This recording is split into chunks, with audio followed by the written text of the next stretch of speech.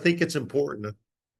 I think it's one of the most important things that's ever happened to the state of North Carolina. And I can tell you through structures and through personalities and through players why that is the case. We're going to talk a little bit about that today. Next slide, please. You can see a little bit about me. I was a reporter for 20 years, about 6 or 7 newspapers in both North and South Carolina. I'm currently a member of the North Carolina Sports Hall of Fame Board of Directors. As many of you may know, the Hall of Fame is based in the Museum of History. It is closed down at the moment. We'll be opening back up with a new and hopefully spectacular display for all of the folks who have been chosen for the Hall of Fame. I'm also an advisor for the North Carolina State Athletic Hall of Fame. And I'll also host with my good friend Todd McGee a podcast called This Was Then, which explores the history of North Carolina sports on the North Carolina Sports Network. You can see my information there. If you have any follow-up questions after the fact or want to follow me on X, those are the places you can reach me. Next, please. I just want to talk a little bit about the very beginnings of basketball. It was a YMCA sport that started in Springfield, Massachusetts, but really got its first stronghold in the state of Indiana. And it was an Indiana native who came down to North Carolina in 1902. His name was Richard Red Crozier from Evansville, Indiana. Really introduced the game of basketball to the state of North Carolina when he came down to work at Wake Forest. On February 6, 1906, he arranged a game between Wake Forest and Guilford College. It was the first game of basketball ever played in the state. Although, like almost everything in college basketball in the state of North Carolina, that's disputed. Duke also claims that it played the very first basketball game in the state of North Carolina against Wake Forest back when it was still Trinity College. But that game was played on March 2nd, 1906. So either one of the games didn't happen or both of them are just making claims that they can't really back up. But it is entirely true that Wake Forest played in the first game. Red Crozier is an interesting guy because he played professional baseball for a long time, came to Wake Forest, instituted programs, and eventually he went to osteopathy school down in Florida, came back, and when he did come back, he came to NC State as its head basketball coach and head trainer, 1918 through 1921. So he was associated and affiliated with multiple schools, but he loved taking credit for being able to introduce the game of basketball to the state of North Carolina. Next, please. The triangle back then, of course, was a lot more compact because with its college basketball teams, because Wake Forest, Trinity, the North Carolina College of Agriculture and Mechanic Arts, what we now know as NC State, and the University of North Carolina at Chapel Hill were all very closely tied to each other, maybe a little bit more differently than they are today because Wake Forest picked up and moved the entire school to Winston-Salem in 1954. So back then, it was all about those schools. We're going to relate mostly to these 4 schools.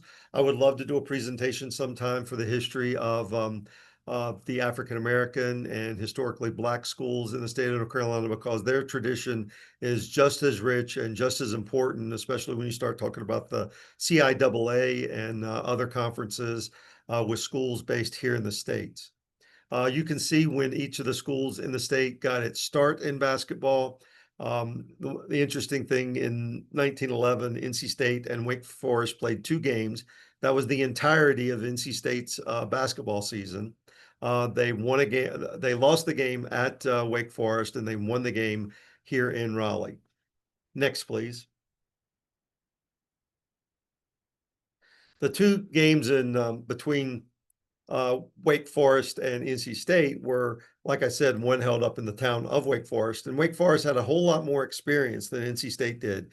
They won that game 33-6, but they had a return engagement 5 days later. Wake Forest came down to NC State, and they played at Pullen Hall, which was named after NC State's first benefactor, Richard Pullen. big man in the name of or in the history of Raleigh. They played in a very compact, very small gym area that had columns in the middle of it. Neither team could get very good grip on the floor because they had just had a dance in the hall and they had waxed the floor, and neither team could keep staying up. They were falling all over the place. Midway through the game, they had a halftime. Two teams went to each corner, and NC State was in one corner when a chemistry professor, um, Professor Satterfield, came walking up with a bucket of kerosene. He told all the players to take off their shoes. He dunked the soles of the shoes in the kerosene and it made them tacky. The rubber on the bottom's tacky. And so NC State went out. They outscored Wake Forest by 11 points in the second half. And that's how they won their very first basketball game through insight in the game of basketball and also with a little bit of help from the chemistry department. Pullen Hall, that was the only game ever played in Pullen Hall, and nothing to do with the kerosene, but it burned down in 1965 because of an arsonist on campus. Next, please. The first championship game in the state of North Carolina was in 1919. So Raleigh had a city auditorium down between Fayetteville and Davie Streets. It was a popular place for all kinds of activities right across from the Yarborough Hotel. Um, and in 1919, both NC State and North Carolina had won most of their games, especially against teams from other parts of the state, but they did not play each other. Like everything else, they couldn't agree on a couple of matters, one of which was the eligibility of their athletes. So from 1902 to about 1912 and then on through 1919, they refused to play against each other. But because they both laid claim to the title of state basketball champions in 1919, they arranged a game. They played it down at the auditorium, big crowd, lots of people wanted to see who was going to claim the state championship. And it was an important part in the history of the state of North Carolina. Next, please. The game was on March 15th. You can see here, there's not a whole lot of detail, but this is the only picture I've ever been able to find of what the inside of the city auditorium looked like. They had the baskets stanchion on the stage. There were actually people back behind the basket, the rebound. It's hard to see on this picture, but the rims were attached to the stage, and there were people sitting behind the rims on one end of the court. Not the most elaborate basketball arena in the world, but it was a place that hosted the first event of March Madness in the state of North Carolina. It really reestablished the rivalry between the two schools. They were able to start playing football against each other, baseball against each other, and until this year, twice a year, they played each other in basketball. ACC scheduling is a little off these days, and it's so excuse my hiccups. It's been a little bit more difficult to schedule the two games a year. Like Pullen Hall, the original museum or municipal auditorium in downtown Raleigh caught fire and burned. And in 1930, just like the Yarborough Hotel burned down in 1928. So that created actually a crisis. The city of Raleigh had to go out and quickly rebuild a new auditorium. They selected the site of the old governor's mansion at the end of Fayetteville Street.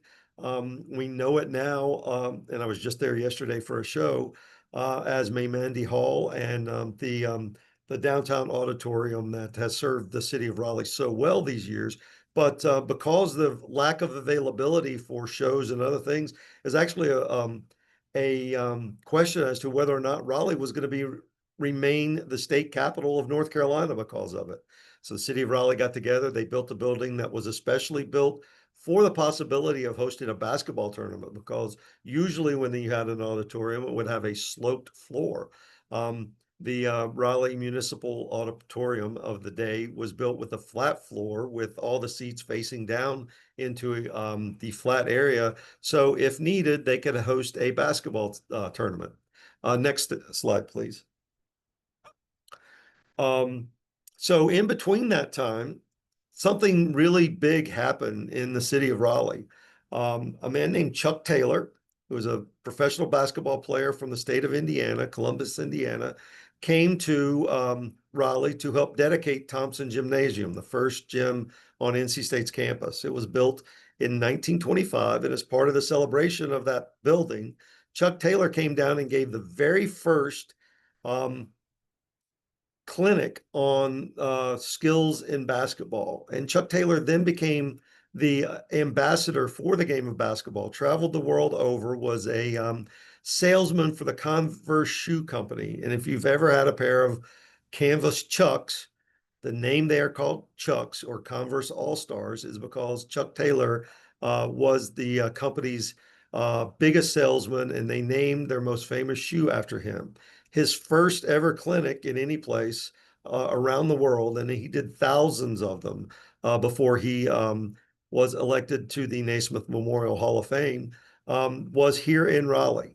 He made friends. He was a friend of Gus Tabell, NC State's basketball coach, but he played a big role in what happened later on, and we'll get back to him in a few minutes.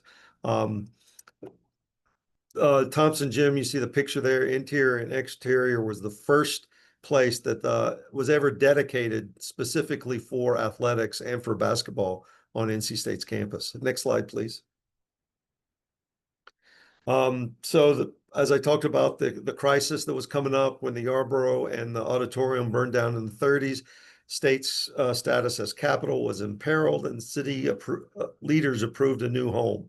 Next, please. So what they did was in 1932, they opened Municipal Auditorium in downtown Raleigh. And in 1932, the extra large conference, the Southern Conference, was up to about 17 teams, and they decided to split off. The Southern Conference was the first conference to ever host a basketball tournament, which began down in Atlanta in 1921 and was won by North Carolina. They decided to break off. 8 schools started a new conference called the Southeastern Conference, and all the other schools that were left behind stayed in the Southern Conference. However, the Southeastern Conference claimed Atlanta as its home and hosted its basketball tournament there after that. So the Southern Conference was looking for a new home, and because Raleigh had its new auditorium open or built specifically to host basketball, they attracted, at the invitation of NC State's athletics director at the time, the opportunity to host the Southern Conference basketball tournament here in downtown Raleigh. Seated about 3,500, which was enormous at the time.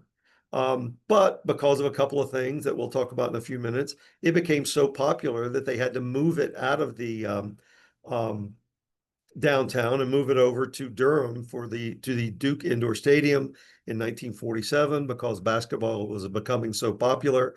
We know that today, of course, as Cameron Indoor Stadium, but it was built to be a basketball showplace, and it became that so much so that other schools copied what they did. Next, please.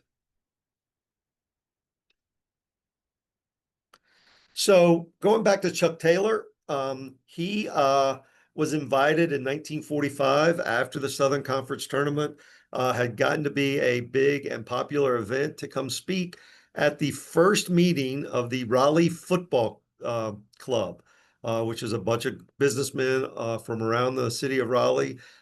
They called it a football club, but the first thing they did was talk basketball. And they asked Chuck who should be NC State's basketball coach because they had gone through World War II with a part-time coach.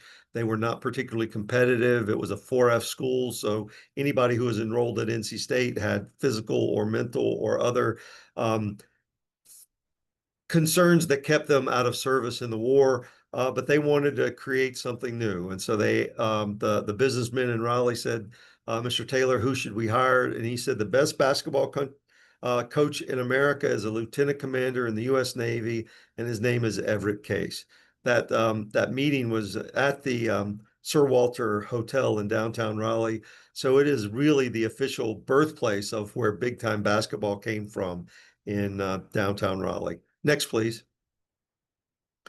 So just to go back a little bit to why you can call Raleigh the first tournament town in in North Carolina's history is because of the Southern Conference. You see the results here. There were 13 of them played in the auditorium in downtown Raleigh, and there's a good variety of people who or schools who won those tournaments. So obviously, North Carolina and Duke, just like today, were big into winning in that tournament. Next, please. But Everett Case, who was hired by NC State in the summer of 1946, came here to establish his own version of big time basketball, which he did as the coach for 18 years at NC State.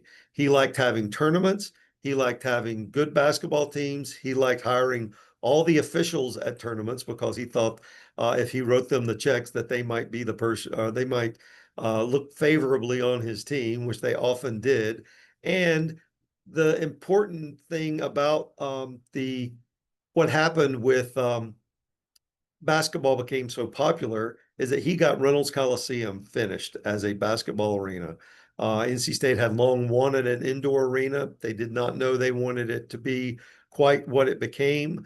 They built it on the same architectural plans as Duke Indoor Stadium, which was designed by a African American architect. Kind of a nugget that has been lost to history, but I always like to remember that architect had more to do with building and creating a basketball atmosphere than just about anybody in the world. NC State, whenever Case saw the plans for Reynolds Coliseum, he said, "This is not quite big enough. I want to be the biggest arena in the Southeast." So he stretched it out, made it look like a huge shoebox with a basketball court in the middle, seated about 12,400 people. And for a long time, for 50 years, in fact, was the um, most popular on-campus basketball arena in the country. He hosted the Dixie Classic, which was a tournament in between Christmas and New Year's. Uh, and he invited 4 schools from out of the state. North Carolina, Duke, Wake Forest, and NC State would switch off playing those schools over the course of 3 days in Reynolds Coliseum. It was the most popular holiday event, the most desired stocking item in any kid's Christmas gifts was a set of tickets to the Dixie Classic. And it really exploded the popularity of basketball in the state of North Carolina. When the Southern Conference got too big again in 1952-53, 8 schools broke off and created the Atlantic Coast Conference. That happened at a hotel in Greensboro. It really changed the face. They did it for football, but it became a basketball conference. Everett Case had been so successful at the end of the Southern Conference days. He won 6 in a row. He lost his final Southern Conference tournament to Wake Forest on a disputed basket by 2 points. And he left the Southern Conference with 6 straight championships. He then went into the ACC tournament, which he convinced the rest of the league to host at Reynolds Coliseum, his own home court. And he went off and won 3 consecutive ACC titles. He won 5 in all. He won the most remarkable thing about Everett Case when he came here was he won 9 championships in his first 10 years as the head coach, combining Southern Conference and the ACC. No coach in the country's ever had that kind of success. Next slide, please. As I said, the ACC came to town in 1954. NC State won the first 3 of those and really began something that turned the ACC tournament into the most popular event, one of the most popular events in the country. At one time, ACC tournament tickets, after it had its 13-year run at Reynolds Coliseum and moved to the Charlotte Coliseum and the Greensboro Coliseum and other places all around the country. At one time, it was a harder ticket to get to the ACC tournament than it was to get to the Masters golf tournament. Eventually, the coaches in the league, including one of Case's own assistants, Vic Bubas, who was the head coach at Duke, and then Frank McGuire and eventually Dean Smith got tired of playing on NC State's home court. So they petitioned the ACC to move it around. And so in 1967, it moved to Charlotte.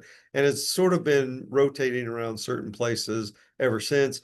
Has not been back on a member schools arena since then, though.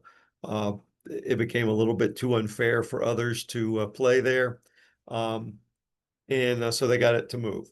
Next slide, please. So because of that, because of the popularity of the sport, because of the success of Duke, North Carolina, NC State, and Wake Forest, all of whom went to the Final Four in the first 20 years of the creation of the ACC, the NCAA loved coming back to North Carolina, and specifically coming back to NC State. They would go to Reynolds Coliseum, as you can see here. There were 8 regionals, 4 sub-regionals. For the men, 11 times the women played at Reynolds Coliseum.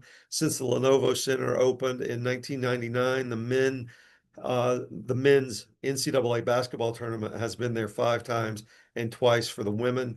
Raleigh has solidified its places as one of the as a most popular site for basketball. The state of North Carolina can make all of its arguments and fight right up there with Indiana, Kentucky, Kansas, other places that claim they have the greatest basketball of all.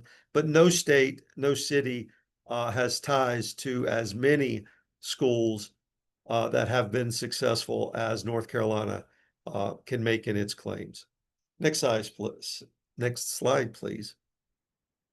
I just wanted to take a couple of minutes to talk a little bit about the fact that it wasn't just men's basketball that took off. First men's game was played in 1906. The first women's game was played between Presbyterian and Elizabeth College in Charlotte in 1907. So just 1 year after the men started college playing. But there wasn't as big a avenue for women to play basketball at that time. So they usually played more in amateur basketball club teams, specifically in the Amateur Athletic Union. In the 1950s, North Carolina had the most dominant women's basketball team in the country. It was sponsored by Haynes Hosiery, so that's why I call them Hosiers and not Hoosiers. And they won an incredible number of games, 102 consecutive wins. In fact, at one time, they won 3 consecutive AAU titles, which is the de facto national championship for women's basketball at the time. And they were the FIBA world champions. They won that down in South America in 1955. So they were the best team in the world. They unseated what became another great team, Wayland Baptist, the Flying Queens. And they were coached by Coach Virgil Yao, a member of the North Carolina Sports Hall of Fame. And if you know anything about women's basketball, college athletics, the Yao family is very important. Virgil was cousins to 3 sisters who grew up in Gibsonville, North Carolina. Kay Yao, Debbie Yao, and Susan Yao. Kay is a member of the Naismith Memorial Basketball Hall of Fame. Debbie and Susan are also in the North Carolina Sports Hall of Fame with Kay. That family has imprinted more success and more history to the state of North Carolina than just about any that you can imagine. Virgil Yao was also the head coach at High Point College for 21 years, and he had so much success with Haynes Hosiery that he did, in fact, go back to High Point after he finished his career with Haynes Hosiery. In the 1950s, the AAU had its run, and in the 1970s, with the advent of Title IX, women's basketball in college became more popular. One of the key things, though, is that Kay Yao, who grew up playing basketball, could not play college basketball when she went to East Carolina to get a degree in education. They didn't sponsor a varsity team at that time, and she had no means or avenue to play college basketball. But the great thing was she got involved in high school basketball. She was hired at NC State in 1974 and created the opportunity as the first professional coach at any college, coach only at any college in North Carolina, to help grow the game and open doors and opportunities for women for the last 50 years to play college basketball and coach basketball and find success in the things that they wanted to do. I'm going to pause now. I feel like I've been talking in one long sentence, and see if there are some specific questions people have, if I can answer some questions for you, if there's something you might like to know. Thank you, Tim, for such a wonderful and informative presentation. As a reminder, today's webinar is being recorded and will be posted on our YouTube channel if there's anything you'd like to refer to later from today's presentation. So transitioning us into the Q&A portion of today's webinar, if you have any questions for Tim, please put them in the chat now, and I will moderate the Q&A portion of the webinar. We did have a comment while you were presenting. A audience member wore Chucks when they played basketball all throughout grade school. I did not know the connection between Chuck Taylors either, so I thought that was a really interesting part of your presentation today. So question for you from the audience. So back when ACC first started, NC State was more of a powerhouse than Duke and UNC. Excellent question. It is 100% true that both Duke and North Carolina had success in basketball. In 1946, North Carolina went to the championship game of the NCAA tournament. However, the NCAA tournament was not the big deal in 1946 that it is today. When NC State hired Everett Case, he brought what he liked to call a high pressure, fast moving game that had never been seen in the state of North Carolina. It was a game that he learned and perfected as a high school coach in Indiana, but then also as a coach in the U.S. Navy during World War II. He created a program. He came in and he beat Duke 15 out of 16 games. He won 15 straight games over North Carolina, and he was 15-2 against Wake Forest in his first 7 years as head coach. He won 6 consecutive Southern Conference championships.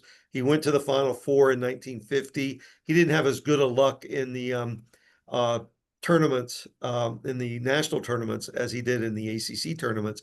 But he put pressure on North Carolina, Duke, and Wake Forest to go hire different coaches. North Carolina brought down a guy named Frank McGuire from New York, who had played against Case when he was the head coach at St. John's at the Final Four and in the NCAA tournament. They brought him down with his New York Underground Railroad to bring great players to the state of North Carolina. Duke actually hired one of Case's first recruits, who later became one of NC State's assistant coaches. His name was Vic Bubas, an Indiana native who played and coached at NC State. Duke hired him to be their head coach in the late 1950s and ended up going to 3 Final Fours under Coach Bubas. Wake Forest also was looking for a new coach. They hired someone who had played basketball at both NC State and North Carolina before and after World War II. Bones McKinney took Wake Forest to the Final Four in 1962 and 1963. So everything that followed the hiring of Everett Case made the other schools in the area accelerate and improve their games. Like I said, the ACC was formed to be a football conference, but because of the success of basketball, it quickly became a basketball conference because of the success of NC State and the reaction that the other schools took to improve their programs. Thanks, Tim. That was a wonderful response. And now any arguments that people might make to say NC State is not a powerhouse in basketball, you can give them a little bit of this history from today. So related to rivalries, this is a question I had for you, Tim. Okay. Because rivalries are such a big part of college basketball, do you have any standout stories or intense rivalries that you can share about these early tournaments that were hosted in Raleigh? So Everett case was often investigated and looked at by the NCAA. He had a huge rivalry with Kentucky's Adolph Rupp. The president of Kentucky was on the NCAA enforcement committee. So there was oftentimes that Rupp liked to tell on or report Everett case. So Everett case and NC State got put on probation a couple times because of that. They were after the same recruits. But in 1959, NC State won the regular season and but could not go to the NCAA tournament because of a probation. And so NC State in late 1958, early part of the 1958-59 season, won the Dixie Classic at Reynolds Coliseum, greatest Dixie Classic of all time. But they knew they couldn't go to the tournament. And in 1959, the ACC tournament was played at Reynolds Coliseum.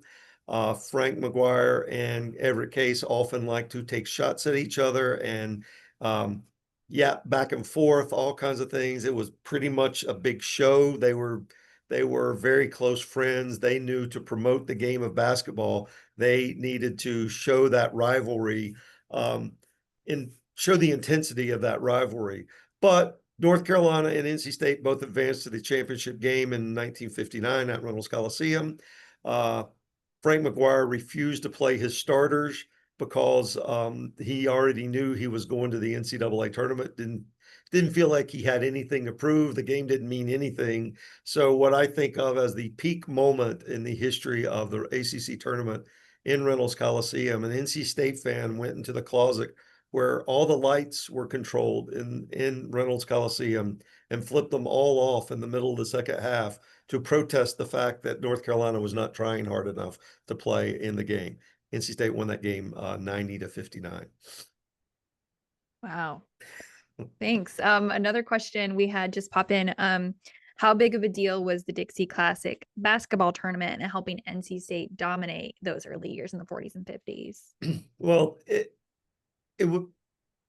what was important about the Dixie Classic was that it turned the nation's attention to North Carolina because there were so many people who wanted to come play in that tournament. And there were so many good teams out there, and they were all coming here to play the four North Carolina schools. Um, Everett Case was a mastermind of promotion and recruiting.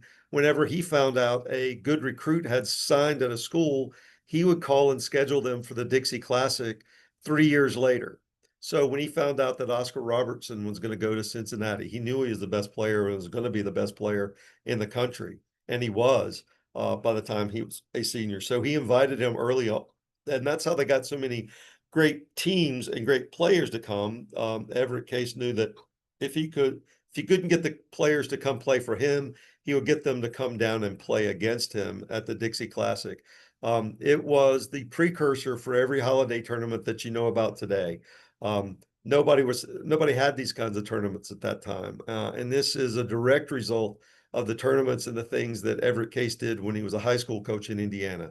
We all know Indiana is the place where basketball was so important. High school basketball was so important. Everett Case won 4 Indiana high school basketball championships. So he brought that intensity to North Carolina, and the Dixie Classic was the embodiment of that. Because if you look at the people who played in those tournaments, they were the best teams in the country, except for Kentucky, because Adolph Rupp would never come to North Carolina to play. You gotta love it. Another question from the Q&A. Why did they stop the Dixie Classic? That's one of the great controversies, or one of the great disappointments in the history of basketball in the state of North Carolina. In the early 1950s, there was a huge gambling scandal in college basketball, dealing with gamblers out of New York. And then again in the early 1960s, there was a gambling scandal that specifically included North Carolina and NC State, or players from North Carolina and NC State. 4 from NC State, 5 from North Carolina. They were all implicated in the scandal. It was one of the terrible things in the history of the sport, that Long Island gamblers got to meet all of these players, and then they would go up and play in summer leagues up in that area. And then they started putting pressure on them to shave points, to throw games, to do all these things. The NCAA stepped in, and William Friday, an NC State graduate who later went on to UNC and became the president of the UNC system, said, "We've got to stop this. We've got to make sure that none of our schools are continued to be involved in gambling." He wanted both schools to drop basketball and not have it anymore. Instead, they de-emphasized it. They couldn't play out of state. They couldn't recruit off campus. They all these restrictions. And if you look back at the list of ACC champions from 1959, after NC State won that one against North Carolina, after that is when the Dixie Classic was disbanded. Duke and Wake Forest won every ACC tournament after that, and NC State and North Carolina didn't. It was stopped because of the gambling scandals of the early 1960s, and people have missed it ever since. All right, another question for you, Tim. North Carolina has produced legendary players like Michael Jordan and Chris Paul. How important has in-state talent been to North Carolina's college basketball dominance? It's been a huge part of it. You know, when North Carolina went undefeated in 1957 and won the first national championship by a North Carolina school, they had hardly anyone from the state of North Carolina on that roster. They brought in out-of-state talent from New York, but it was the purpose and was the goal of the coaches in the state to start developing talent. Everett Case used to ride around with his big Cadillac with several backboards and rims in the back of his car. And if he saw a bunch of kids out playing and there was no basketball hoop around, he would take that backboard and rim out of the back of his car, help them set it up, and get them to play basketball in their driveways and at their homes, just like it used to be in Indiana when he lived there. And if you look at the progression of the people who came to the schools in the state of North Carolina. Folks like David Thompson, who grew up in Boylan Springs outside of Shelby, Tommy Burleson up in Avery County, Michael Jordan, not a North Carolina native, but someone who grew up in the state of North Carolina. They all came from tradition because those games were on television. They wanted to be a star at one of the North Carolina schools, and the playgrounds of North Carolina, they're hotbeds. There's always going to be a time where people will come from around the country to come play here, but it did impact what students and kids wanted to be a part of. I worked in South Carolina for a long enough time, about 5 years, to know that their kids all grew up watching college football, and their high school football showed that because it was so much better than it was in North Carolina. But nobody could, it didn't hold a candle to the high school basketball that was played because of all those kids who grew up wanting to play basketball after watching it on television. I think I have another question for you, Tim, because I know we had worked together a little bit in the past about finding some of the earliest film footage of games that were played in Reynolds Coliseum, for example. But I'm curious, in your research and your vast knowledge, at what point we believe these games started being filmed, and also later on with the development of the NCAA and the ACC when it started being officially televised, because I think that also changed the game a lot. It was a huge part of why NC State and North Carolina and Duke and Wake Forest became successful, because in the late 1950s, the ACC came up with an agreement with a man named Castleman Detali Chesley. He was a former football player who had a production company, and he really latched on to the idea of televising college basketball. He specifically arranged games to be televised in the state of North Carolina when North Carolina was playing in the national championship in 1957, and playing against Michigan State and Kansas. He televised those games back to North Carolina. They went to overtime. They were tremendously exciting. They had the best players in the game, and it started the fever of why people wanted to watch basketball, why they got involved in it. When North Carolina came back from playing in the national championship, their plane landed at RDU, and there were about 10,000 people outside the gates of RDU waiting for that team to show back up to celebrate that.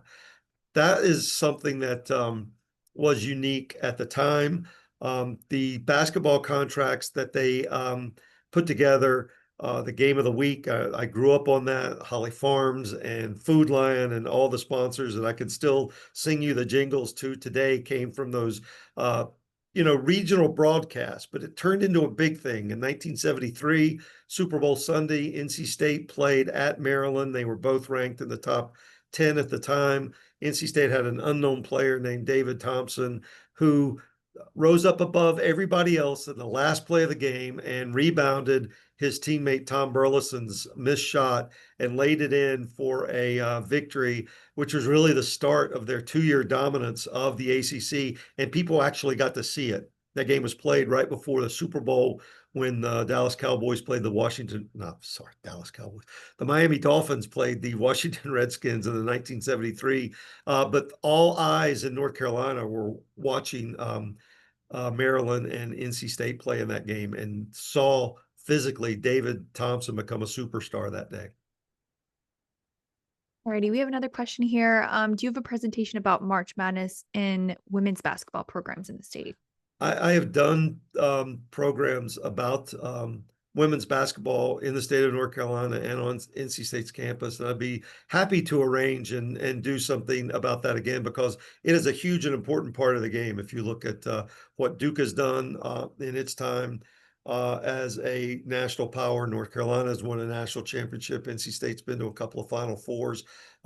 Women's basketball is huge in the state of North Carolina, and it has even more homegrown talent than men's basketball does. Mm-hmm. Yes, absolutely. And I think that's something you also mentioned being under-recognized is how impressive the women's basketball program at NC State has been historically, and not just recently as well. So I'm wondering if you could talk a little bit about the development of the women's basketball program at NC State, because I know you know a lot about that as well. Because in the research I have done on this topic, really the funding and the support for the women's basketball program did not develop until like Title IX, post Title IX era. Right.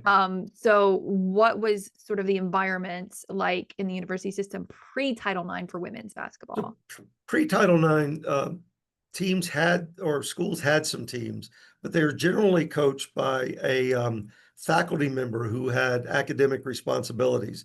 So the women's coach at Duke or North Carolina may also be a PE instructor who is responsible for 4 or 5 classes. And it wasn't just a basketball only thing. What made NC State a little bit different, they had a athletics director, a well-known spendthrift who wouldn't spend money on anything, but his name was Willis Casey.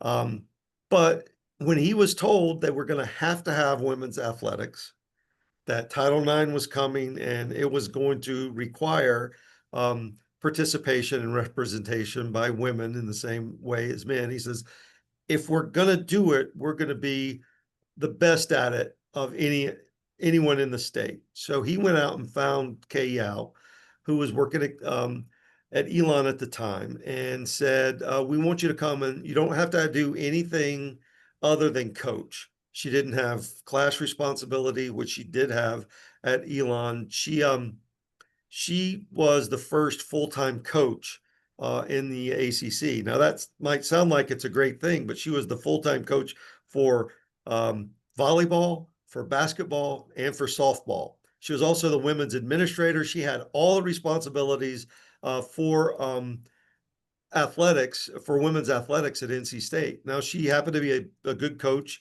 She won championships in all of those sports, but she also was able to convince Willis Casey to expand the sport. Norlin Finch was one of her assistants who eventually became the first female administrator at a ACC school, is a groundbreaking pioneer in her own right for what she's done. She was the first head of the NCAA Women's Basketball Committee, recently inducted into the North Carolina Sports Hall of Fame, and will be inducted in April into the NC State Athletic Hall of Fame.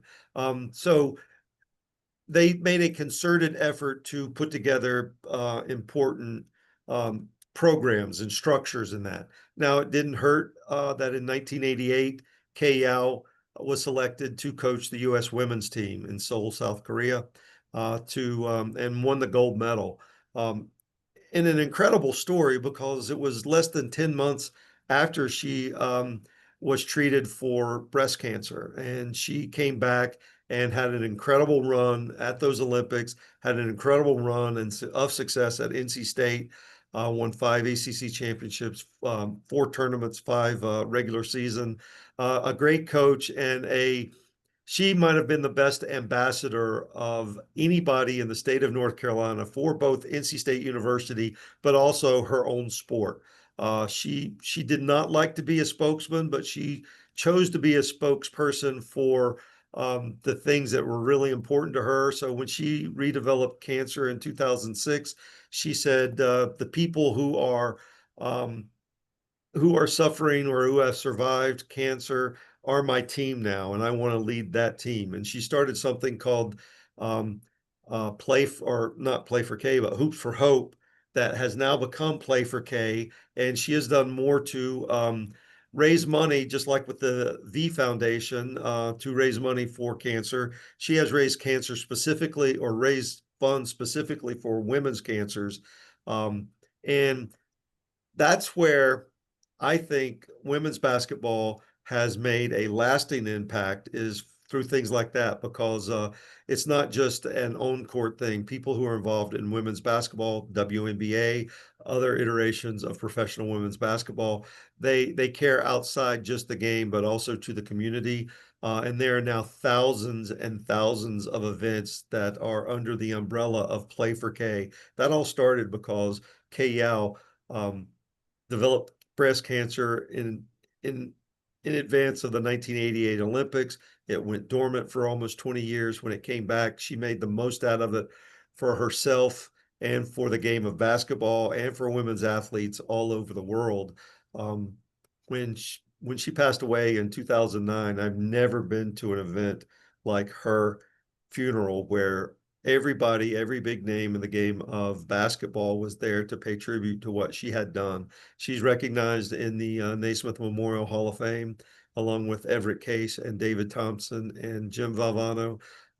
She was a pioneer in so many different ways.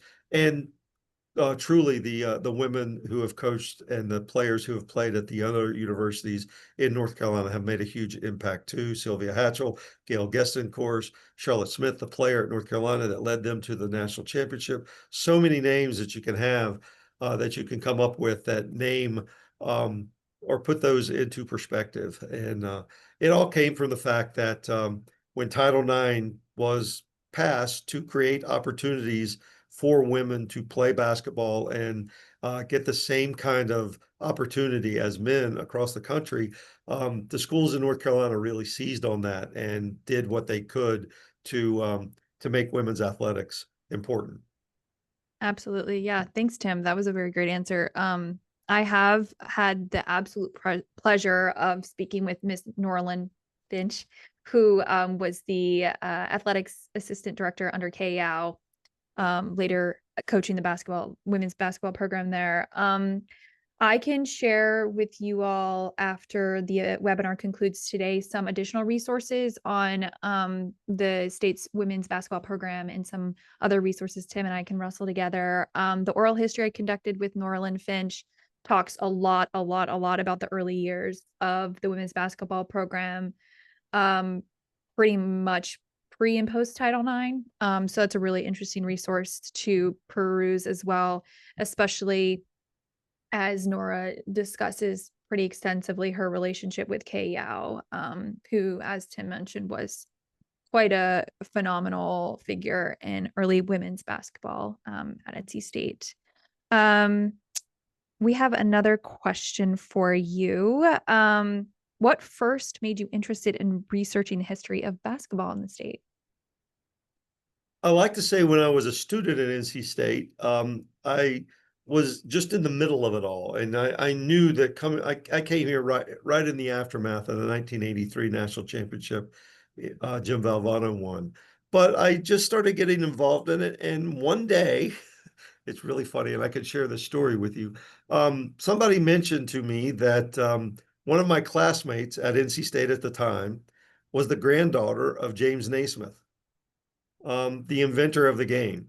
And I was able to track her down and do a story about her and relate the fact that James Naismith, who spread the game of basketball all over the place, was also helped create engineers because she was an engineering student at the time. She'd never been to a basketball game before. So I actually got her to meet Jim Valvano, and he invited her to a game. And um, that was kind of one of the nuggets. But then my whole newspaper career, I would always find myself in a position to tell a story about something that had happened a long time before. And I like to think of, if I did anything in the 40 years of as a writer that I've experienced so far, it is to put things into a long lens context, not just what happened yesterday, what happened, how is what happened 2 days ago going to affect what happens 2 days from now. I always like to look at what happened 50 years ago. How is that going to help impact the next 50 years of the game? And so that's what got me interested, is that I just like telling stories of the past and putting them into a context of both the present and the future. Thank you, Tim. All right, we are almost at time for today. I want to take this time again to thank Tim for this wonderful presentation and answering the questions that we all had for him today. This was so informative, and we want to thank you again for sharing with us your fountain of knowledge. If you have any follow-up questions, please let me know. I will be following up with everyone in attendance today to provide you with some links and additional resources. And to all of our viewers, your feedback is very important to us. We do ask that you take a few minutes of your time to complete our survey. We want to hear what you have to say, and we do use this participant feedback to inform future programs with the Government Heritage Library. So thank you, Tim, again, and thank you all for joining us today, and we will see you next time. Thank you all so much.